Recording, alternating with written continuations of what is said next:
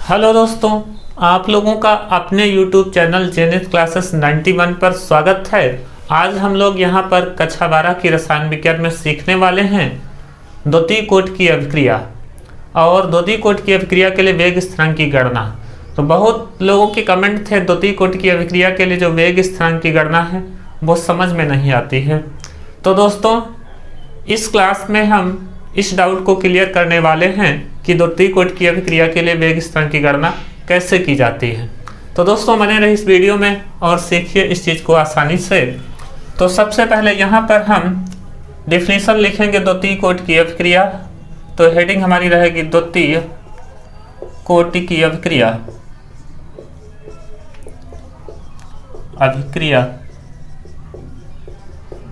तो द्वितीय कोटि की अभिक्रिया किससे कहते हैं ये हम समझेंगे यहाँ पर। तो द्वितीय कोटि की अभिक्रिया अर्थात सेकेंड ऑर्डर रिएक्शन तो वह रासायनिक अभिक्रिया जिसमें अभिक्रिया का वेग अभिकारक की सांद्रता के द्वितीय घात के समानुपाती होता है उसे हम द्वितीय कोटि की अभिक्रिया कहते हैं। अर्थात किसी अभिक्रिया में दो अभिकारक अभिक्रिया के वेग को निर्धारित करेंगे उसे ही हम द्वितीय कोटि की अभिक्रिया कहेंगे। तो डेफिनेशन ये रहेगी वह रासायनिक अभिक्रिया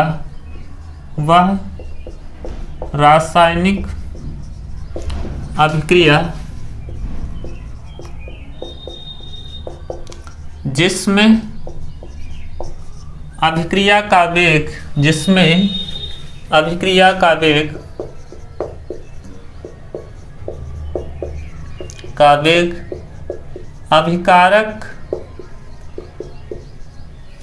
अभिकारक या अभिकारकों कह दीजिए, दो अभिकारक रहेंगे। वह अभिक्रिया जिसमें अभिक्रिया का वेग अभिकारकों की सांद्रता के द्वितीय घात के समानुपाती होता है। क्या होता है? अभिक्रिया का वेग अभिकारकों के द्वितीय घात के समानुपाती होता है, अभिक्रिया की सांद्रता के द्वितीय घात के समानुपाती होता है, उसे द्वितीय कोटि की अभिक्रिया सेकेंड ऑर्डर रिएक्शन द्वितीय कोटि की अभिक्रिया कहते हैं। उसे क्या कहेंगे? द्वितीय कोटि की अभिक्रिया कहेंगे। अच्छा, दो अभिकारक रहेंगे, दोनों अभिकारक एक ही प्रकार के हो सकते हैं या अलग अलग प्रकार के दो अभिकारक हो सकते हैं, उनसे उत्पाद बनेगा। तो इसमें दो तरीके से हम साम्य स्थिरांक की गणना करेंगे जब अभिकारक एक ही प्रकार के दोनों रहते हैं। तो पहले प्रकार का जो हमारा रहेगा जब दोनों अभिकारक, ये हम क्या कर रहे हैं? साम्य स्थिरांक की गणना कर रहे हैं जब दोनों अभिकारक समान हो तब के लिए वेग स्थिरांक की गणना कर रहे हैं। तो यहाँ पर हम मान लेते हैं दोनों अभिकारक A हैं, तो ये हमारा हो जाएगा 2A अर्थात दोनों अभिकारक सेम होंगे और ये उत्पाद बनेगा P। ठीक है, उत्पाद क्या बन रहा है? P बन रहा है। तो यहाँ पर जब समय t बराबर 0 है तो हम यहाँ उत्पाद कुछ भी नहीं बनता है, अर्थात जो हमारा उत्पाद बनता है वो 0 बन रहा है और इधर इसकी सांद्रता A है। जब समय बढ़कर t हो जाता है तो इधर x मोल बन जाता है, तो इधर सांद्रता में कमी आ जाती है A-x। द्वितीय कोटि की अभिक्रिया है तो इसमें क्या होगा? dx अपान dt अभिक्रिया का वेग, ये क्या होगा? अनुक्रमानुपाती होगा अभिकारक की सांद्रता के द्वितीय घात के। तो यहाँ पर जब समय t हो जाता है तो सांद्रता क्या हो जाती है? A-x रह जाती है, अर्थात dx अपान dt अनुक्रमानुपाती का चिन्ह बराबर में बदल दिया तो के नियतांक लगा दिया और ये सांद्रता हमारी है A-x की घात 2 हो जाएगी ना। द्वितीय कोटि की है और हमारी सांद्रता क्या हो गई है? A-x। ठीक है। अब देखिए यहाँ पर यहाँ या यहाँ पर के एक स्थिरांक है जिससे अभिक्रिया का वेग स्थिरांक कहते हैं, जिससे क्या कहते हैं, अभिक्रिया का वेग स्थिरांक कहते हैं।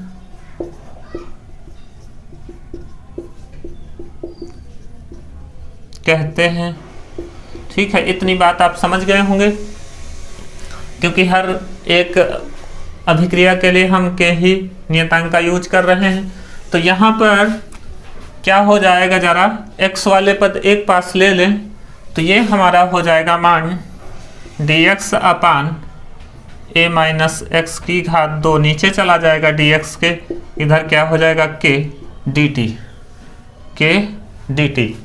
अब दोनों पक्षों में समाकलन लेंगे, इसको समीकरण नंबर 1 कह देंगे। लिख देंगे समीकरण 1 में दोनों पक्षों में समाकलन लेने पर, यहाँ तक आप लोगों को कोई कठिनाई नहीं हुई होगी। अब यहाँ पर समाकलन वाली बात है, थोड़ा कुछ लोगों को समझ में नहीं आता है, तो ऐसी कोई बात नहीं, समझ में क्यों नहीं आता है, इस चीज को हम यहाँ पर देखते हैं।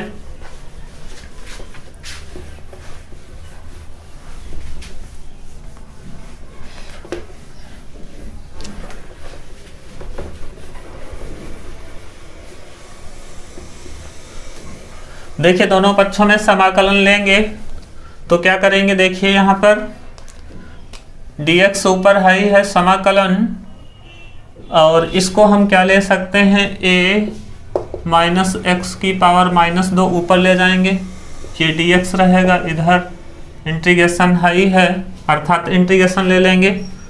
ठीक है, के नियतांक है बाहर निकाल लेंगे, dt है तो t की घात क्या ले सकते हैं, 0 dt, क्योंकि यहाँ पर t के सापेक्ष समाकलन होगा, तो यहाँ पर t है नहीं तो t की घात क्या ले सकते हैं, 0, क्योंकि गुणा में 1 होता है और 1 का मतलब होता है t की घात 0 या किसी भी चर की घात 0। t ही क्यों लेंगे, क्योंकि यहाँ पर जो है हमारा dt चल रहा है, t में चर है, इसलिए ऐसा करेंगे। तो अब आगे क्या होगा, देखिए ये सूत्र होता है इंटीग्रेशन x की पावर n dx होता है, तो x की पावर n+1 अपान n+1 प्लस समाकलन स्थिरांक c लगा सकते हैं। तो यहाँ पर क्या हो जाएगा, c या कहीं कहीं पर i का भी यूज करते हैं, समाकलन स्थिरांक के स्थान पे i या c कुछ भी लगा दें। तो यहाँ पर क्या हो जाएगा, a माइनस एक्स की पावर कितनी है, -2 है, तो ये हमारा हो जाएगा a माइनस एक्स की पावर -2 प्लस 1, इस वाले फार्मूले से -2 प्लस 1। और देखिए ये चीज़ मानक रूप में नहीं है, केवल x होता तो मानक रूप में हो जाता, लेकिन यहाँ पर a माइनस एक्स है तो इसका गुणा में पुनः अवकलन करेंगे, a का अवकलन 0 हो जाएगा, नियतांक है जिसको t मानते हैं उसका गुणा में अवकलन करते हैं, और यहाँ पर -x का अवकलन -1 हो जाएगा। ठीक है, बराबर इधर k और ये t की पावर 0 + 1 अपान 0 + 1 प्लस c, समाकलन स्थिरांक c लगा दिया। ठीक है, ये चीज हो जाएगी। तो यहाँ पर क्या होगा, देखिए ये बचेगा a माइनस एक्स की पावर -1 और अपन 2 में से 1 जाएगा, 1 बचेगा माइनस का, ये माइनस का 1 बचेगा और इंटू -1, इस माइनस से माइनस कैंसिल कर देंगे और इधर हो जाएगा kt हो जाएगा पूरा प्लस c, ये प्लस लगा दिया kt प्लस c। ठीक है, यहाँ पर देखिए जरा, अब ये घात ऊपर माइनस की है, नीचे लिखें तो 1 अपान a माइनस एक्स बराबर kt प्लस c हो जाएगा, इसको इक्वेशन नंबर 2 कह देंगे। अब यहाँ पर हम c का मान निकालेंगे। देखिए यहाँ पर अभिक्रिया थी 2a, मिलकर के उत्पाद p बनता था। अब देखिए जब हमारा टाइम 0 है तो उत्पाद भी 0 रहा है, तो यहाँ से ही हम मान निकाल लेते हैं। क्या लिखेंगे, जब t बराबर 0 है तब उत्पाद x बराबर भी 0 है। तो यहाँ से हम क्या करेंगे, मान निकालेंगे c का, c की वैल्यू निकाल करके समीकरण सेकंड में रख देंगे। तो यहाँ से c बराबर क्या आ जाएगा, देखिए 1/a-0 बराबर k इंटू 0 प्लस c, अर्थात हमको मिल जाएगा c बराबर 1/a। ठीक है, ये c बराबर 1/a समीकरण सेकंड में पुट कर दीजिए। लिखेंगे c का मान समीकरण सेकंड में रखने पर रख दीजिए। तो ये हमको क्या मिलेगा, देखिए 1/a-x बराबर kt प्लस 1/a। अब यहाँ से kt बराबर क्या हो जाएगा, देखिए kt बराबर हो जाएगा, kt बराबर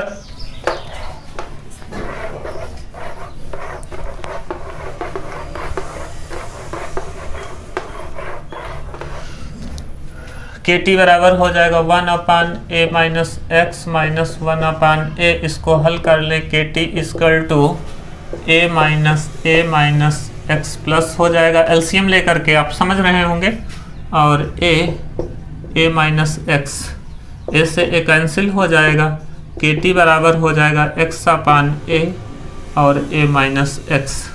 यहाँ से हम k बराबर निकालें तो 1/, ये क्या हो जाएगा, x तो ऊपर रहेगा ही। देखिए इसको आप ऐसे लिख सकते हैं ना, t और a माइनस x। ठीक है, ये हो जाएगा। तो इतनी बात आप समझ रहे होंगे। ये हो गया हमारा k का मान। जब दोनों अभिकारक क्या रहते हैं, सेम रहते हैं, तो अभिक्रिया के लिए वेग स्थिरांक का मान ये होता है। अब यहाँ पर दूसरी बात, अर्थात दूसरी तरीके से हम वेग स्थिरांक की गणना करते हैं। कैसे, जब दोनों अभिकारक अलग अलग होते हैं। सेकंड हेडिंग क्या रहेगी, जब दोनों अभिकारक सेम रहते हैं तब ये होता है साम्य स्थिरांक की गणना। ये तो थोड़ा सरल रहा है। जब दोनों अभिकारक क्या रहते हैं, अलग अलग रहते हैं। जब दोनों अभिकारक अलग अलग हो, अर्थात इनकी सांद्रता अलग अलग हो। ठीक है, तब कैसे गणना करेंगे, मान लेते हैं इधर से शुरुआत करते हैं। आप लोगों को दिखाई देता रहेगा, A और B अभिकारक हैं, ये उत्पाद P बनाते हैं। सेकेंड कोट की अभिक्रिया रहती है, तो यहाँ पर इसकी सांद्रता भी, दोनों की सांद्रता A रहती है। ठीक है, सॉरी, इसकी सांद्रता A है, इसकी सांद्रता B है, अलग अलग रहेगी ना सांद्रता। और इधर उत्पाद हमारा कुछ भी नहीं बना है, दोनों का कुछ का भी नहीं बना है, t बराबर 0 रहा है। इधर मानते हैं जब t बराबर हमारा t हो जाता है तो इधर x मोल बन जाता है। तो इधर A की सांद्रता में x की कमी आती है, B की सांद्रता में भी x की कमी आती है। दो t कोट की अभिक्रिया है, तो dx/dt होगा अनुक्रमानुपाती A की सांद्रता और B की सांद्रता के, क्योंकि दो अभिकारक हैं तो दोनों की सांद्रता रहेगी। तो यहाँ पर dx/dt बराबर हो जाएगा कि A की सांद्रता क्या हो गई है, A माइनस x, और B की सांद्रता हो गई B माइनस x, जहाँ पर k एक स्थिरांक है जिसे हम लोग अभिक्रिया का वेग स्थिरांक कहेंगे। तो यहाँ पर dx अपान क्या हो जाएगा, A माइनस x और B माइनस x, क्योंकि x के बटे में ले आएंगे b माइनस x बराबर k dt। अब यहाँ पर देखिए समाकलन करेंगे दोनों पक्षों में, इसको समीकरण नंबर 1 कह देंगे। दोनों पक्षों में समाकलन लेंगे तो dx upon a minus x b minus x, और इधर के बाहर निकाल लेंगे इंटीग्रेशन t की पावर 0 dt। तो अब देखिए यहाँ पर कोई सूत्र नहीं बन रहा है, तो ये हमारा जो परिमेय फलन हो गया। परिमेय फलन का जब भी समाकलन करना होता है तो इसको आंशिक भिन्न में हम लोग तोड़ते हैं। इसको आंशिक भिन्न में तोड़ेंगे तो देखिए इसका हम आंशिक भिन्न मान लेते हैं 1/a माइनस एक्स, और b माइनस एक्स का आंशिक भिन्न जो हो गया a minus x plus b minus x, ये कैपिटल B रहेगा। आंशिक भिन्न क्या होता है, कौन सी जादुई छड़ी होती है, ये आपको समझना है भाई। देखिए जब हमारा परिमेय फलन दिया होता है तो हम उस फलन को 2 या 3 या 4 जैसी भी कंडीशन रहती उसके अनुसार उतने फलनों में तोड़ लेते हैं उसको, ठीक है। और उसको हल किया जाए तो वही मान आएगा, जो इसका होगा वही मान इसका भी होगा। तो a और b का मान हमको पता चल जाए तो आंशिक भिन्न पता चल जाएगा। तो क्या करते हैं, इसको समीकरण नंबर हम क्या करते हैं सेकंड मान लेते हैं। इसमें a और b का मान निकालने का तरीका ये होता है, देखिए एलसीएम लेकर के इसको हल करेंगे। 1/a minus x b minus x बराबर a के गुणे में क्या जाएगा b माइनस एक्स, और b के गुणे में क्या जाएगा, b के मल्टीप्लाई में जाएगा a माइनस एक्स अपान में a minus x b minus x. ये तो चीज़ बराबर के इधर उधर कट जाएगा हर में। 1 बराबर मिला हमको a और b minus x, b multiply में a माइनस एक्स। अब हमको क्या करना होता है, गुणनखंड के रूप में यदि ये है तो इसको 0 के बराबर रखेंगे। यदि हम कह देंगे, क्या कह देंगे, यदि a माइनस एक्स बराबर 0 इम्प्लाइज दैट क्या होगा, x बराबर a होगा। x बराबर a हम इस वाले समीकरण थर्ड में रखेंगे। तो देखिए x बराबर a रखेंगे तो क्या मिलेगा हमको, 1 बराबर a b माइनस a मिल जाएगा, प्लस b के मल्टीप्लाई में 0 हो जाएगा। क्यों, क्योंकि यहाँ पर a रखोगे तो a में से a घट जाएगा 0 ना। तो यहाँ पर हमको b इंटू 0 मिलेगा, तो a बराबर मिल जाएगा 1/, क्या मिल जाएगा, a बराबर 1/b माइनस a। और इसी प्रकार x माइनस b बराबर ये 0 रहेगा, तो इम्प्लाइज दैट होगा x बराबर b। इस बार a कैंसिल हो जाएगा, अर्थात 1 बराबर हमको क्या मिल जाएगा, चलो ऊपर ही लिख दे रहे हैं, नीचे दिखाई नहीं देगा आप लोगों को। तो ये चीज़ क्या हो जाएगी, हमको तब b का मान मिलेगा 1 बराबर a इंटू 0 हो जाएगा प्लस b, और गुणे में क्या b के होगा, a माइनस b हो जाएगा, अर्थात b बराबर हो जाएगा हमारा कैपिटल B बराबर 1/a माइनस b हो जाएगा। ये मान यहाँ पर वापस कर देंगे, कहाँ पर, a और b का मान समीकरण सेकंड में रखेंगे, a तथा b का मान समीकरण सेकंड में रखेंगे। वैसे तो हम शार्ट तरीके से भी कर सकते थे, लेकिन यहाँ पर विधिवत तरीके से हम दिखाएंगे, आप लोगों के डाउट को क्लियर करेंगे, इसलिए हम इतना विस्तार से कर रहे हैं। तो यहाँ पर देखिए 1/a minus x b minus x बराबर क्या हो जाएगा, a का मान क्या है, 1/, देखो बटे में आया है a का मान तो बटे में रहेगा b माइनस a और a minus x plus 1/a minus b। ठीक है, ये b का मान है, देखिए a माइनस b, और बटे में क्या रहेगा हमारा b माइनस एक्स, बटे में ही आ जाएगा ना। अब देखिए हमारा कुल मिलाकर के जो ये समाकलन चल रहा है, इसी को हम क्या लिख सकते हैं, 1/a minus x b minus x को क्या लिख सकते हैं, ये चीज़ लिख सकते हैं। तो ये हमारा समाकलन, देखिए इसको हम पूरे को, इतने को क्या लिखेंगे, लिखेंगे 1/, तोड़ करके चलो लिख दे रहे हैं, ठीक है। 1/b माइनस a पहले से कॉमन होगा, integration a minus x D x, plus ये क्या होगा, इंटीग्रेशन पहले कॉमन वाला ये 1 माइनस 1/a माइनस b, ये वाला लिख लेते हैं, नियतांक को बाहर निकाल लेते हैं, इंटीग्रेशन 1/b माइनस एक्स, ठीक है, dx बराबर क्या हो जाएगा, और इधर आप जानते हैं कि बाहर है इंटीग्रेशन के, ये dx लिखा गया है के बाहर है, तो ये हमारा t की घात 0 dt, ये तो चल ही रहा है। अब देखिए 1/a-b है और ये हमारा log हो जाएगा इंटीग्रेशन 1/x dx। पीछे आप लोग सीख चुके हो या नहीं सीखे हो तो ये सूत्र होता है इंटीग्रेशन 1/x dx बराबर होता है log x।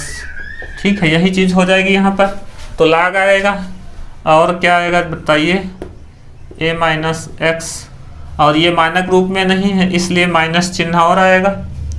ठीक है, और ये प्लस 1/a-b और ये log b-x, और इसमें माइनस आएगा तो यहाँ पर माइनस कर दे रहे हैं। ठीक है, क्योंकि b-x का गुणे में अवकलन करेंगे तो b का 0 हो जाएगा, x का -1 होगा तो माइनस चिन्ह यहाँ पे प्लस है तो ये माइनस कर देगा, और इधर kt प्लस c हो गया। तो यहाँ से हम क्या करेंगे देखिए ज़रा, ये a-b हो जाएगा, देखिए यहाँ पे माइनस से इसमें कॉमन ले लेंगे तो a-b हो जाएगा, तो 1/a-b दोनों में कॉमन हो गया, और ये हमारा log a-b वाला फार्मूला बन जाएगा। तो इसको हम लिख सकते हैं log a-x/b-x, ये एक मिनट, a-x/b-x। ठीक है, और प्लस क्या हो जाएगा, kt प्लस c। ठीक है, जहाँ c क्या है, समाकलन स्थिरांक। इसको हम कितनी इक्वेशन मान चुके थे, कोई भी इक्वेशन मान लें। यहाँ पर देखिए ज़रा, इसको इक्वेशन नंबर हम कह देंगे 3 तक मान चुके थे, चौथी मान लेंगे। ठीक है, अब यहाँ पर हम क्या करेंगे, c का मान निकालेंगे।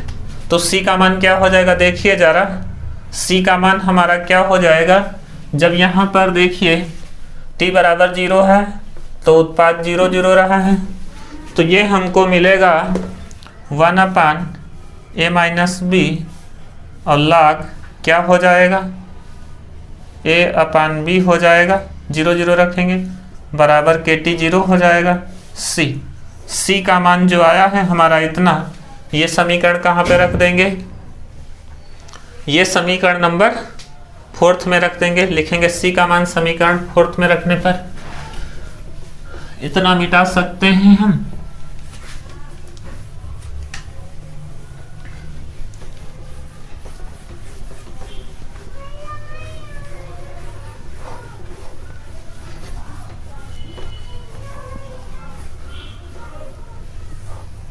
अब यहाँ पर देखेंगे आप लोग तो क्या हो जाएगा, c का मान यहाँ पर रखेंगे तो 1/a-b और ब्रैकेट में क्या है, log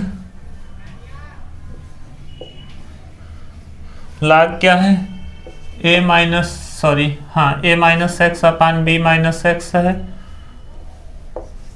बराबर क्या है, kt प्लस c का मान कितना है, 1/a-b और log a/b। log वाले मान एक पास ले जाओ तो kt बराबर हमको मिलेगा 1/a-b, दोनों में कॉमन है। ठीक है, और ये माइनस का जाएगा तो ये हमको मिलेगा log a-x/b-x। ठीक है, यही चीज़ मिलेगी, और ये माइनस का log होगा a/b। ठीक है, देखिए a-b दोनों से कॉमन ले लिया, ये था ही, और ये log हम इधर ले गए। ठीक है, दोनों को ब्रैकेट में लिख दिया, तो यहाँ पर kt बराबर 1/a-b है और log ये पुनः फार्मूला बनेगा तो b ऊपर आ जाएगा, a नीचे। देखिए हम इसको log a-b लिख सकते हैं ना, तो ये हमारा log तो रहेगा ही, सॉरी log m-log n है तो भाग का फार्मूला हो जाता है ना, तो यहाँ पर हो जाएगा log, देखिए a-x/b-x, इसके बटे में रहेगा a/b। अब इसको आप कैसे लिख सकते हैं, b ऊपर चला जाएगा और ये गुणे में आ जाएगा, तो kt बराबर हो जाएगा 1/a-b log, और ये हमारा b हो जाएगा a-x/a b-x। ठीक है, ये ब्रैकेट में।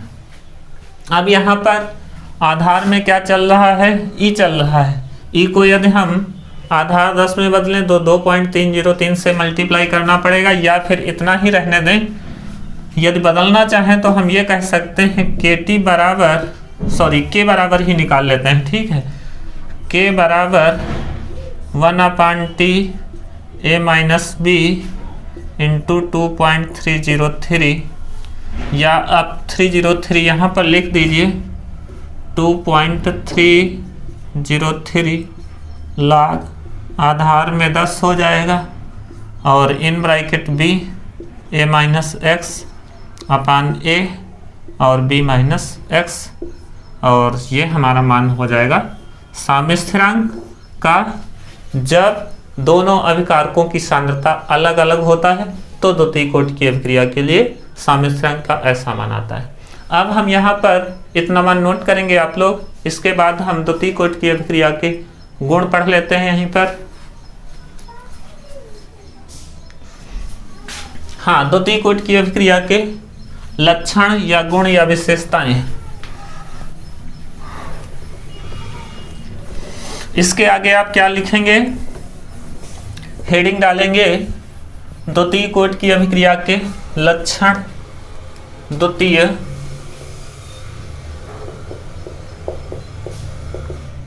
कोटि की अभिक्रिया के लक्षण। द्वितीय कोटि की अभिक्रिया के निम्नलिखित लक्षण होते हैं। नंबर 1 क्या होता है कि द्वितीय कोटि की अभिक्रिया के पूर्ण होने में अनंत समय लगता है। क्या गुण है पहला, पूर्ण होने में अनंत समय लगता है। पूर्ण होने में अनंत समय लगता है।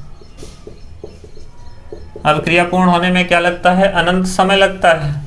दूसरा यह है कि यदि अभिकारक की सांद्रता हम n बढ़ा दें, अर्थात अभिकारकों की सांद्रता हम n गुना कर दें, अभिकारकों की सांद्रता, अभिकारकों क्यों ले रहे हैं, क्योंकि एक से अधिक अभिकारक रहेगा, तो अभिकारकों की सांद्रता n गुना बढ़ाने पर अभिक्रिया का वेग गुना बढ़ाने पर अभिक्रिया का वेग n² गुना बढ़ जाता है।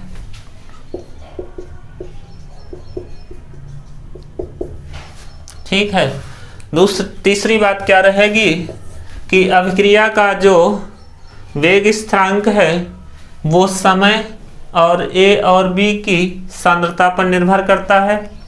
क्या लिखेंगे, देखें यहाँ सूत्र में T भी आ रहा है, सांद्रता भी आ रही है, तो हम कह सकते हैं अभिक्रिया का समय, या आप ऐसे कह दीजिए अभिक्रिया का वेग स्थिरांक, अभिक्रिया का वेग स्थिरांक, अभिक्रिया का क्या, वेग स्थिरांक समय के मात्रक, या आप ऐसे कह दीजिए अभिक्रिया का वेग स्थिरांक समय t तथा सांद्रता पर निर्भर करता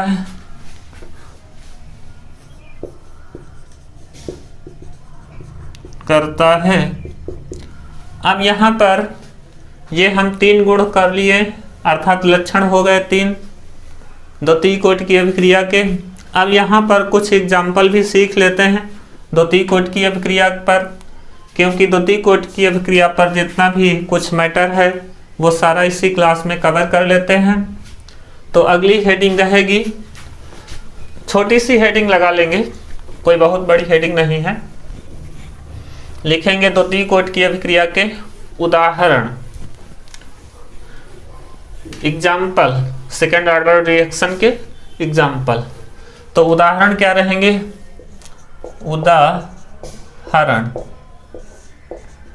उदाहरण एक तो रहेगा, यदि हम एथिल एसीटेट का क्षारीय जल अपघटन करते हैं, एथिल एसीटेट का क्षारीय जल अपघटन, एथिल एसीटेट का क्षारीय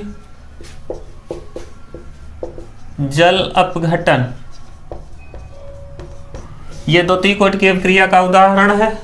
तो एथिल एसीटेट क्या होता है, C2H5 COO, sorry ethyl acetate, acetate पहले लिख देते हैं, तो CH3 COO, H लगा दें तो Ht कम हो जाएगा, H हटा दें तो एथिल, सॉरी केवल एसीटेट होता है मूलक, और एथिल हमको जोड़ना है तो H यहाँ से कम करना पड़ेगा, C2H5, ये हमारा क्या हो गया, एथिल एसीटेट।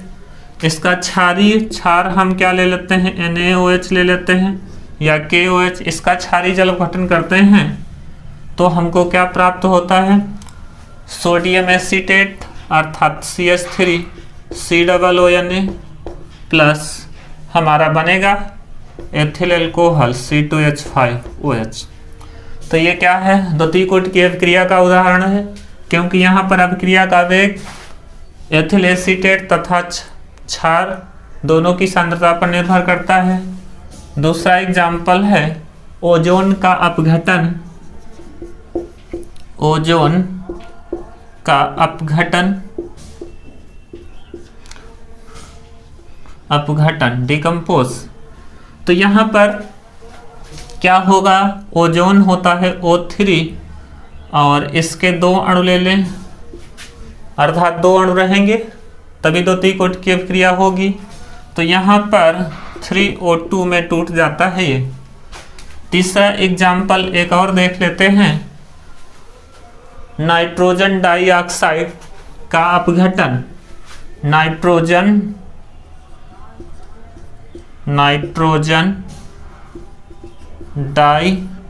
डाइऑक्साइड का अपघटन। तो नाइट्रोजन डाइऑक्साइड होता है NO2, इसके 2 अणु ले लेते हैं तो 2NO बन जाता है, नाइट्रिक ऑक्साइड 2NO प्लस कितना, O कितना था 4, 2 निकल गया है तो O2 और निकलेगा। ठीक है, तो ये हमारे कुछ एग्जाम्पल हो गए काहे के, द्वितीय कोटि की अभिक्रिया के लिए। तो ठीक है दोस्तों, उम्मीद करते हैं सारी चीज़ें आप लोगों को समझ में आई होंगी, और एक बार में कोई चीज़ नहीं समझ में आ रही है तो डाउट क्लियर करने के लिए आप कृपया दोबारा वीडियो को देख सकते हैं। दोस्तों इस वीडियो में इतना रखते हैं, फिर मिलते हैं एक नए टॉपिक के साथ, और अपना ख्याल रखिएगा। जय हिंद, वंदे मातरम।